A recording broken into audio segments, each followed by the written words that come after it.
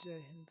आज आपको बताएंगे एक्सरा, सिटी स्कैन और एमआरआई में अंतर क्या है, यानी डिफाइन क्या है। साथ ही आपको बताएंगे कि इनकी खोज किसने की थी, किस वर्ष इसकी खोज की गई थी, किन किरणों का इसमें उपयोग किया जाता है, किस स्थिति में इन्हें कराया जाता है, कौन इन्हें नहीं कराया जा सकता है, इसके फ़ायदे और नुकसान क्या हैं, इनमें कितना खर्च आता है, ये सारी जानकारी आपको डिटेल से बताएंगे।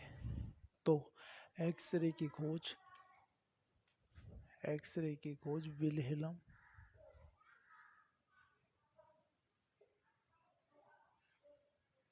कॉनराड रॉन्टजन ने की थी।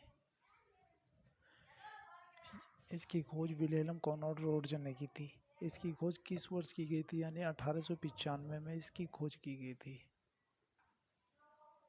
1895 सर्वप्रथम इन्होंने अपनी पत्नी के हाथ का एक्सरा किया था, जो 22 दिसंबर 1895 को किया था। यह आप अपने स्क्रीन पर इसका हाथ का एक्सरा देख सकते हैं। दरअसल एक्स किरणा होती क्या है? एक्स किरणा एक प्रकार का विद्युत चुंबकीय विकिरण होता है जिसका तरंग दैर्घ्य कितना होता है? 10 से 0.01 नैनोमीटर तक होता है। अब आपको ये तो पता है कि ये चिकित्सा के क्षेत्र में उपयोग होता है, ठीक है। अगर आपके कोई चोट लगी है तो चोट की सटीक जानकारी के लिए डॉक्टर एक्सरा कराते हैं। ये एक्सरे 6 रोंटगन पर किए जाते हैं, यानी कि अगर 20 रोंटगन से ज़्यादा हो गया तो इस शरीर को क्षति पहुंचाने लगते हैं। यानी कि ये जो किरणें होती हैं, जो एक्स किरणें होती हैं, ये स्किन को भेद कर हड्डी से टकरा कर वापस लौट आती हैं। अगर लेकिन कहीं से हड्डी टूटी है या फ्रैक्चर हुई है तो वहाँ से ये किरणें वापस नहीं आती हैं। मतलब जितनी जाएंगी, जहाँ से टूटी है उससे पार निकल जाएंगी, तो पता चल जाता है कि हड्डी टूटी हुई है या थोड़ा सा भी मतलब क्रैक हुई है। जब परमाणु बम फटता है तो उसमें 250 रोंटगन निकलते हैं, यानी आप अंदाज़ा लगा सकते हैं वो शरीर को क्या क्षति पहुंचाएगी। बिल्कुल छेद देती है वो शरीर को पिघला देती है। अब एक्स किरणों का उपयोग किन किन क्षेत्र में किया जाता है? हड्डी की जांच के लिए एक्सरे का प्रयोग, यानी एक्स किरणों का उपयोग। किसी भी हीरा पन्ना मोती, ये जो हीरे पन्ने मोती के लिए एक्स किरणों का ही उपयोग किया जाता है। अगर हीरे या उसकी जांच के लिए उसमें देखा जाए कि कोई क्रैक है तो उसके लिए एक्सरे में उसे जांच की जाती है उसकी। दूसरा, आप रेलवे स्टेशन, एयरपोर्ट, जितने भी उस हैं, आपका सामान वहाँ चेक इन के लिए एक्स किरणों का ही उपयोग किया जाता है।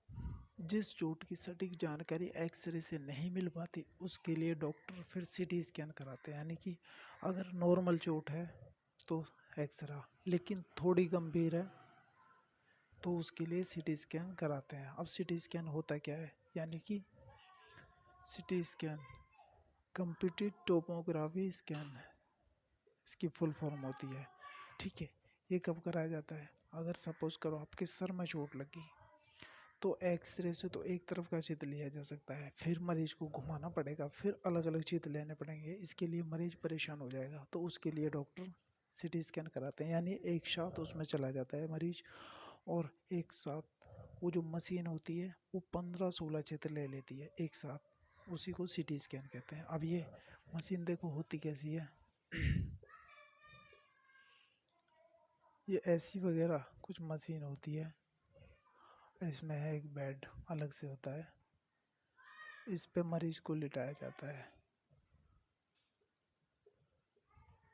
और ये मरीज अंदर चला जाता है और इसकी जांच हो जाती है। इसमें एक एक्सरे की मशीन, जैसे एक्सरे होता है मशीन लगी रहती है, ये ही घूम जाती है, ना कि मरीज को घुमाना पड़ता है।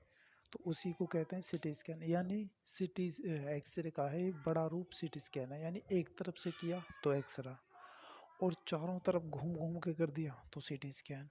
तो इसमें मरीज को घुमाने से अच्छा है कि मशीन ही घूम जाती है, यानी जो मशीन लगी रहती है एक्सरे की, सीटी स्कैन जो मशीन रहती है इसके अंदर जो एक्सरा लगा रहता है वो खुद ही घूम के सारे चित्र ले लेती है, तो 15-16 चित्र एक साथ ले लेती है। इसी को कहते हैं सीटी स्कैन। अब सीटी स्कैन का आविष्कार किसने किया था? तो एक ब्रिटिश वैज्ञानिक थे,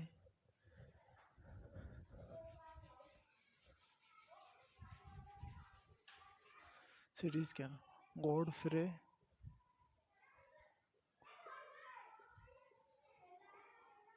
हाउसफील्ड। ये ब्रिटिश वैज्ञानिक थे गॉडफ्रे हॉस्पिटल, इन्होंने सिटी स्कैन का आविष्कार किया था, लेकिन इनका एक साथ दिया था एलन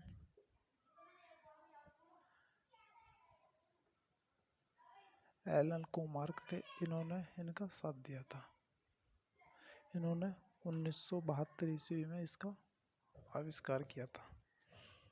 1972 ये गॉडफ्रे हॉस्पिटल ने इनका आविष्कार किया था, लेकिन साथ इनके जो सहपाठी थे एलन कोमार्क थे, इन्होंने 1972 इन्हें 1979 में नोबेल पुरस्कार से भी सम्मानित किया गया था। तो हड्डी की जांच के लिए एक्सरे का, लेकिन मामला थोड़ा नाजुक है तो सीटी स्कैन, और अगर मामला और भी गंभीर है तो उसके लिए डॉक्टर एमआरआई कराते हैं, यानी एमआरआई यानी मैग्नेटिक रेजोनेंस इमेजिंग स्कैन। इसमें भयानक चुंबकीय क्षेत्र होता है।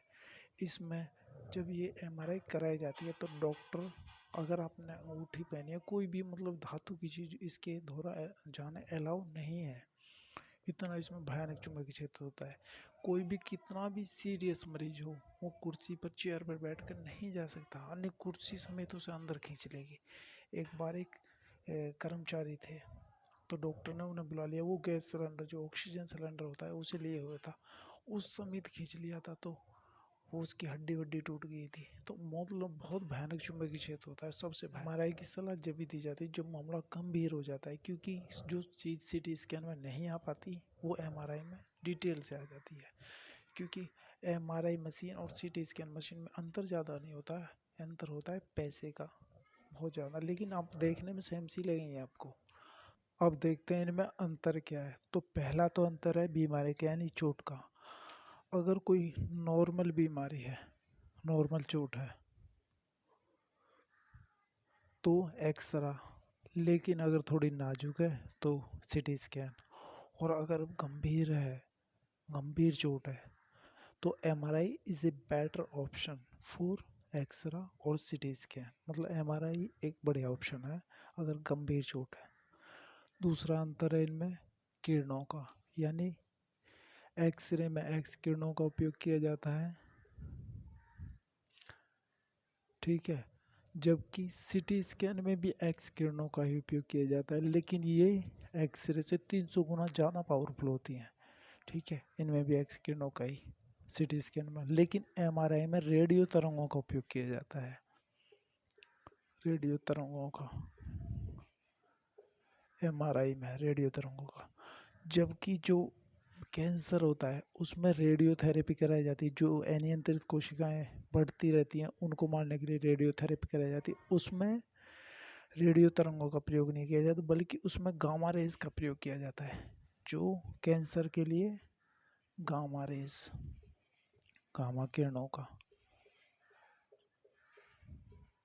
गामा किरणें जो अनियंत्रित बढ़ी हुई कोशिकाओं को मार देती हैं, जिससे कैंसर कुछ हद तक कंट्रोल हो जाता है, पूरी तरह से नहीं होता है।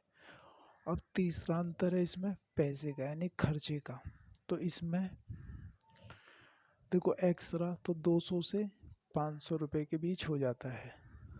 दूसरा, अगर आप सीटी स्कैन कराओगे तो 1500 से 3000 के बीच ये सीटी स्कैन होता है, जबकि एमआरआई ये करीब 10,000 से शुरू ही होती है।